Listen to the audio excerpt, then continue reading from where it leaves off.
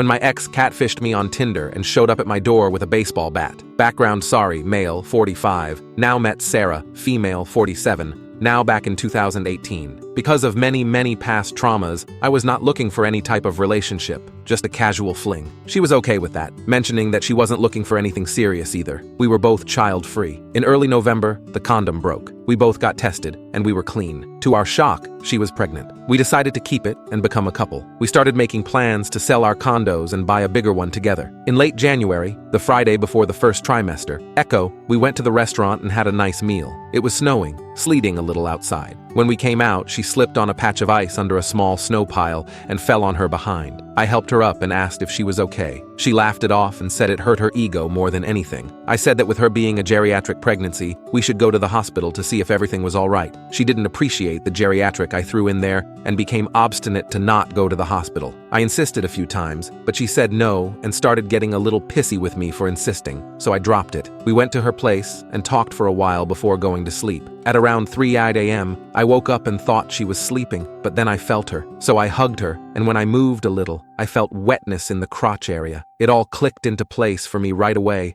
and I was wide awake now. I hugged her tighter and said it was going to be all right. She started full-on ugly crying, turned towards me, and buried her head on my shoulder. I held her for a few minutes. In my head, the best thing for me to do is to keep my head level to help her through it. I figured she was allowed to freak out and I should take care of crap. So, after a few minutes, I told her that we should go to the hospital to get her checked out. She didn't say anything. She was basically catatonic and in shock. I helped her up and took her to the bathroom. I took her to the shower, cleaned her, dried her, put on fresh clothes, including a pad. I dressed myself in the spare clothes I kept at her place, and we took a cab to the hospital, even if it was only a 5-minute walk. The hospital couldn't do much but acknowledge what we knew, that she had miscarried. They would need to perform a DNC as she was 12 weeks pregnant, and they wanted to make sure that there wouldn't be any complications. After a blood transfusion, she asked if they could give her something to help her sleep. They told her to wait for an hour, and then they gave her an opioid to help her rest and sleep. They told me she should be out for a few hours, and I was welcome to stay in the room with her. I decided to go back to her condo to clean up while she slept. I deep cleaned everything, made sure to replace linen and towels, and went back to the hospital. She was still sound asleep when I got back. When she woke up, we talked, and she felt somewhat better physically. She asked me if I had stayed in the room with her the whole time. I told her no, and what I had done. Apparently that was the wrong thing to do, and she started berating me for leaving. I told her that I thought I was doing a good thing to make her return home more comfortable and less traumatic. She said she didn't feel supported. This is the moment the cycle of verbal abuse began. She started berating me for leaving, for not catching her when she slipped, for making us go to the restaurant during her pregnancy, for choosing that poor excuse of a restaurant that didn't salt their entrance to make sure the guests didn't slip. Since she had gone through the physical and psychological trauma of the miscarriage, I was only dealing with the sadness of it. I felt it was just a way for her to deal with her grief, so I decided to take it and not react too much. She accused me of being cold when it happened instead of being an emotional wreck like she was, because I was still able to function while she shut down. I told her that if I hadn't helped her, she could have bled out or been in worse shape by the time she got to the hospital. She told me she didn't need a hero to save her, and basically anything I said was the wrong thing to say. I thought it was just a phase that would blow over,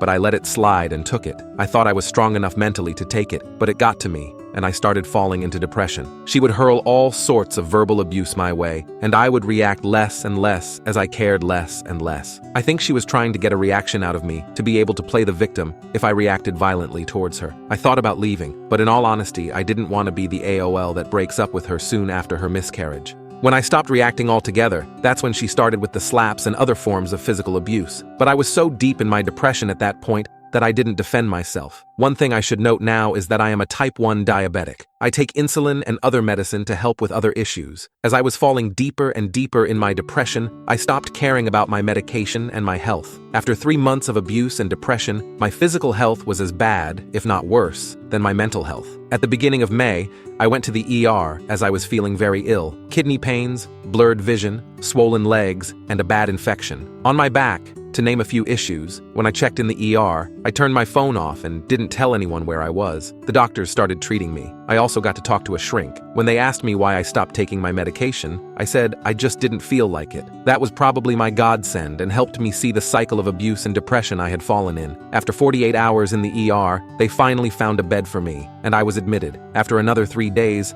I finally felt mentally better enough to open my phone. I had so many calls and messages from Sarah. I called my parents to tell them what happened, and my mother answered the phone. She was worried about me because Sarah told her I hadn't responded to her messages. I told her that I was incredibly sick and in the hospital right now. I told her which hospital and room number I was in and asked her not to give any information to Sarah, and that if she told our family, to make sure that they don't give out any information to Sarah, that I would explain when and if she came to meet me. Then I sent Sarah a voice note. I am in the hospital because of your crazy ass, and I don't ever want to see you again. When I get out of the hospital, I will pack your things at my condo and send them to you. Whatever clothes or items of mine I may have at your place, you can throw away or burn if you want. I don't want or need them. She sent a few replies, but I never listened to them or replied. I didn't want to block her because I wanted the messages in case she decided to get nasty and I could go to the police to get a restraining order or something. I asked the nurses if there was a way to flag my file as to not give out any information on my room number or my status to anyone by phone or in person, as I was trying to get away from an abusive ex. They told me that was possible and did it. I got out of the hospital 6 weeks later. I was on sick leave for 7 months and was finally able to go back to work in December 2019. I packed her crap and sent it to her, but never heard back from her until now. Now the situation, after everything that happened, it just solidified my desire to remain single, preferring to focus on a simple life. I called it living just north of neutral. Small pleasures, a good meal, a good show or movie, a good game, and if I felt sad, it would only be a little sad. I did also have a couple of friends with benefits. In February 2024, both of my friends with benefits had met a new guy, and they wanted to make it work with them. I wished them the best of luck, and we stopped our association. I joined Tinder, and a week ago, I matched with a woman called Maria, 46. We started chatting, and the vibe seemed really good. We had some interests in common, and decided to meet for a coffee to see where it would lead. The date was set at around noon. At 12:10, she sent a message saying that she couldn't make it, and we should try another time. As I left the cafe, I saw Sarah across the street, looking straight at me. It didn't feel like a coincidence, and I'm convinced that catfished me. I ran off like a bat out of hell, and she started running after me. Thankfully, I know my city very well and managed to lose her. Since I never moved from my old condo, I knew she knows where I live. I figured I would try to beat her there. I rushed home, and she was not there. Less than 5 minutes later, my phone rings, and it's the door intercom letting me know someone wants to come in. I answer, "Hello?" And Sarah says, "I want to talk." I ended the call without unlocking the door. She called back again and again and again. I don't answer. Normally, I would block the number, but I can't with this phone number as I need it for when I have visitors or deliveries. After maybe 12 calls, I finally answer again and tell her, "If you don't stop, I'll call the cops," and hung up. She stopped calling. Thankfully, the security system in our building, while not 100% foolproof, has enough safeguards in place to prevent people just walking in and knocking on doors. Later, Maria sent me a message on Tinder saying, "Please, I just want to talk," confirming my suspicion that my match was her. I unmatched and deleted Tinder. A few hours later, I had errands to run. I pick up my bags and leave my apartment.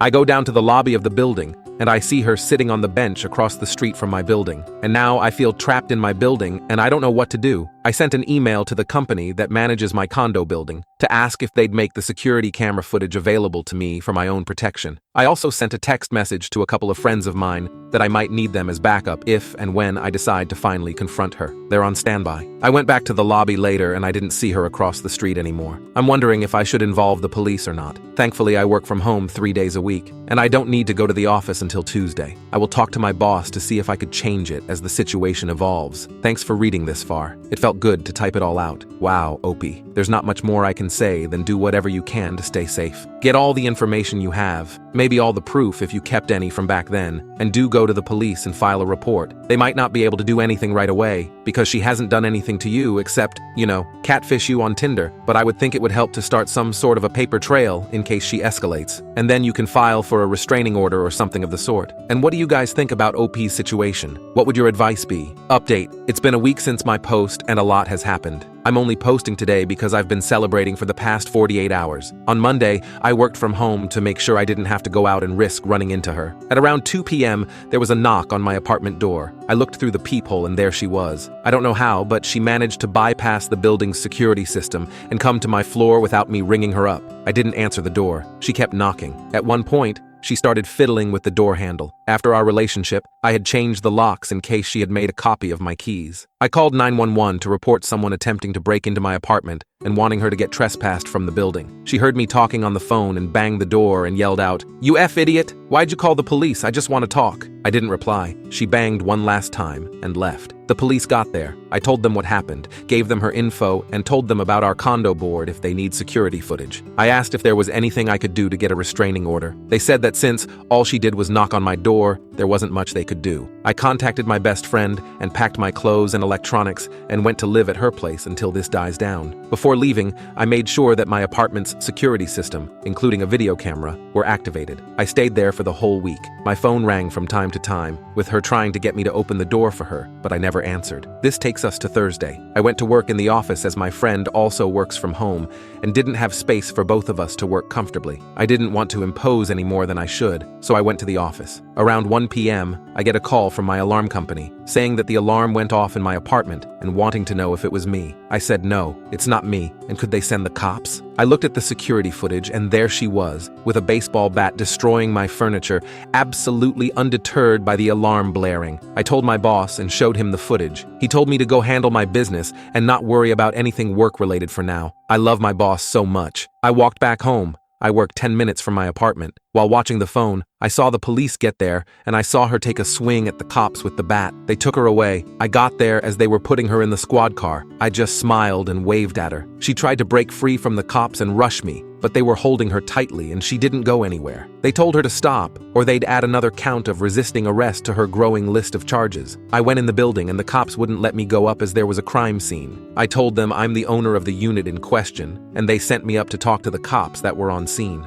After showing my ID and proof of residence to the cop outside my door, he waved me in. I walked in to a massacre. I was glad I had taken my important electronics, because everything was smashed and shattered. My glass table, my monitors, my TV, every fixture in the kitchen and bathroom. They had turned the water off to prevent further damage. Later on, I talked to a detective, gave them the security footage from the camera. She said it strengthened the case, but given that 4 cops had seen her destroying stuff and had had a bat swung at them, there wasn't much hope for her. My ex is going away for a long time, it looks like, and I couldn't be happier. I'm also talking to a lawyer as I want to sue her for all damages and punitive damages for everything she put me through. She is most likely to get out on bail today, but because of the investigation, there is a temporary restraining order already in place that if she comes near my place, it only makes things harder for her. Also, from what I could gather from what her friends told me in the last few days, she had a rough breakup recently, and when she saw me on Tinder looking happy in my pictures, she cyberstalked me. She saw that I had taken control back over my life, and so how her life was not going the right way, and she lost it. She wanted to reconnect with me, but I didn't match with her, so she created another profile,